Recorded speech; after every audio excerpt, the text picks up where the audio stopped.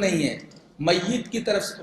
اس سلسلے میں ایک کتاب آئی ہے، مولانا عبد الحمید صاحب رحمانی رحمۃ اللہ علیہ کا جو مدرسہ ہے جامعہ سنابل، اس کے ایک اچھے اسکالر ہیں محمد عبد الحکیم سنابلی، ان کی ایک کتاب ہے میت کی طرف سے قربانی، میت کی طرف سے قربانی۔ انہوں نے ثابت کیا ہے پوری کتاب کے اندر کہ میت کی طرف سے قربانی کرنا جائز نہیں ہے۔ سوال یہ ہے کہ جائز کیوں نہیں ہے؟ اس لیے کہ یہ کسی صحابی سے ثابت نہیں، نہ نبی سے ثابت ہے۔ جب ثابت نہیں ہے نبی سے یا کسی صحابی سے تو پھر وہ درست نہیں ہو سکتی۔ اور آپ کی موجودگی ہی میں آپ کی بیٹی، بڑی بیٹی حضرت زینب، ان کا انتقال ہوا، آپ کی موجودگی میں آپ کی بیٹی حضرت رقیہ کا، جنگ بدر سے آپ واپس ہو رہے تھے، بیٹی کا انتقال ہوا اور آپ جنازے میں شریک بھی نہیں ہو سکے، تو بیٹی بھی چلی گئی۔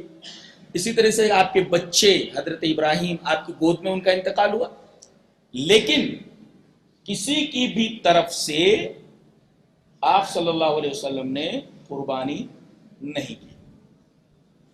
مسئلہ یہ رہا کہ آپ نے یہ فرمایا کہ یہ جو جانور ہے، ایک جانور میری طرف سے اور میرے آل کی طرف سے، اور ایک جانور جو میں ذبح کر رہا ہوں یہ ان میرے امتیوں کی طرف سے ہے جو قربانی نہیں کر سکے۔ یہ نبی کریم صلی اللہ علیہ وسلم کی خصوصیت ہے، یہ ہماری نہیں، یہ نبی کی خصوصیت ہے۔ بعض چیزیں نبی کی خصوصیت ہوتی ہیں، جیسے آپ کا 4 سے زائد شادی کرنا وغیرہ وغیرہ، بعض لوگوں کو کسی چیز کی خاص اجازت دینا، جیسے ریشم پہننا حرام ہے لیکن زبیر بن عوام کو آپ نے اجازت دی تھی، پہن سکتے ہو تم، تو یہ خصوصیات ہیں۔